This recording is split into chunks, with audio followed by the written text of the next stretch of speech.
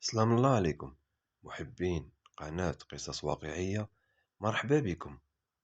هذه القصة وقعت في جمعة سحيم سنة 2020، عام كورونا، ملي كنا في الحجر الصحي وكل شي داخل لدارو، والقايدة كتسارى وكتقول دخلوا لديوركم.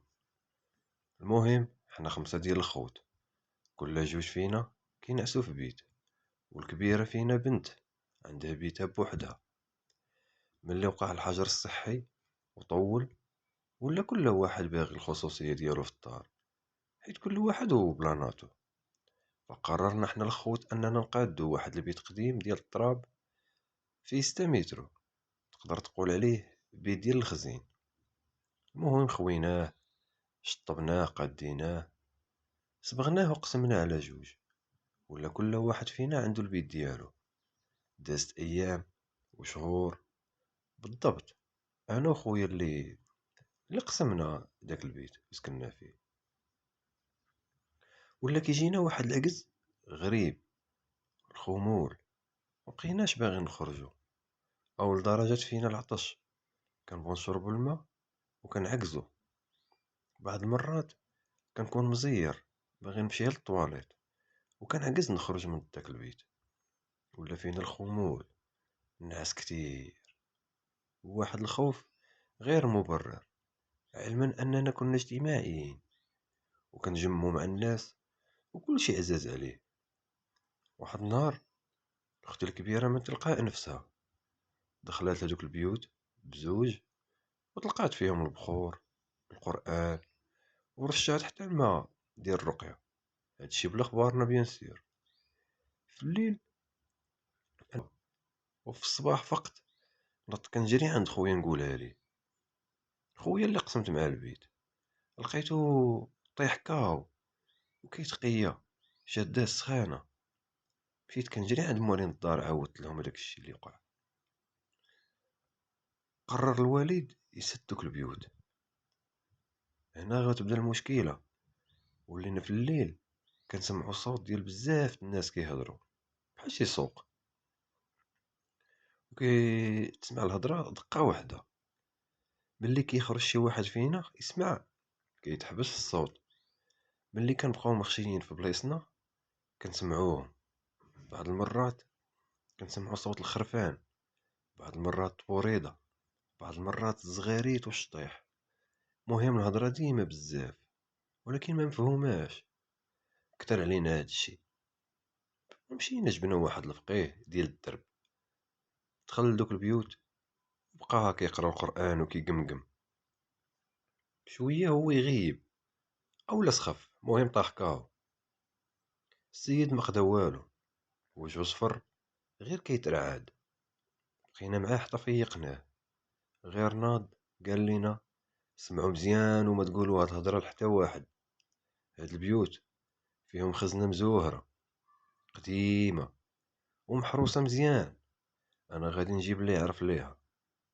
فعلا في العشيه جاب واحد الجوج فوقها اختصاصيين في الكنوز.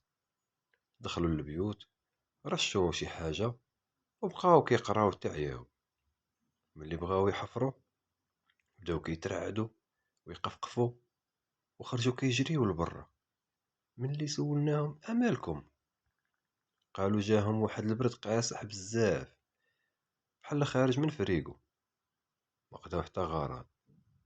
المهم سدينا دوك البيوت لمدة عامين حتى 2022. وفي هاد العامين كل مرة كيجي فقيه كطرا ليه شي حاجة، قصص كثيرة، كل واحد اش وقع ليه. اللي كيجي كيمشي في حاله. انتشرات اخبار داك البيوت ديالنا وسط الناس. واحد النهار كان عقل يوم الاربعاء، جا عندنا واحد السيد شكال باينه فيه علامة الفقر والقهر، الفقر المدقع، ولكن عنده واحد الهيبة كتخلع. راجل كبير في اللاج، لحية بيضة وشعر طويل بيض. استقبلته انا، قلت ليه تشرب اتاي؟ قال لي لا ولدي ما خاصنيش، ما جايش نشرب.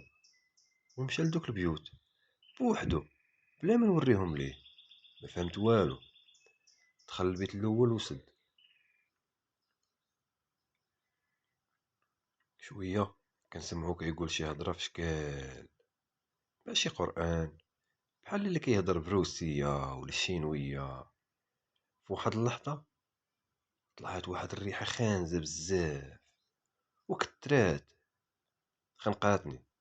شوية هو يخرج ودخل البيت التاني وسد الباب.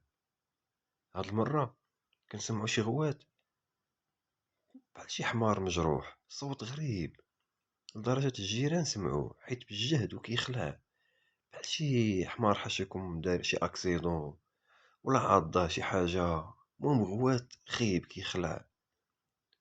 شوية كنسمعو الجري ديال الخيل وبزاف ديال الخيل. هو يخرج داك السيد عرقان وكيترعد. جبنا ليه الماء.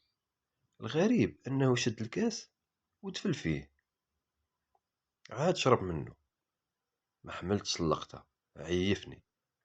هو ينقز واحد العم، هو يسولو واشنو تماك الشريف، واش كاين شي كنز؟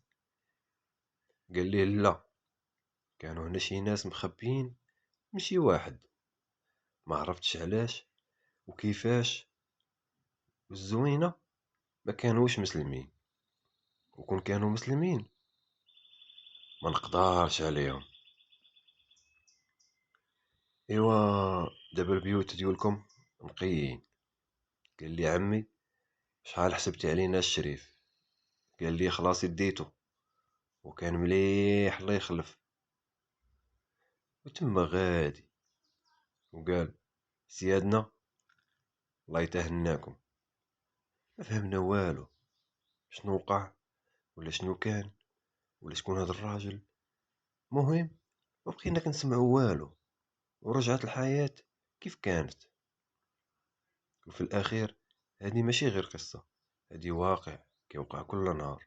خذ العبرة ديالك وخليك ديما واعي في حياتك. إلا عجباتك القصة ما تنساش دير لايك واشترك في القناة وفعل الجرس باش يوصلك قصص جديدة اللي تقدر تكون قرب لك أكتر من ما كتصور.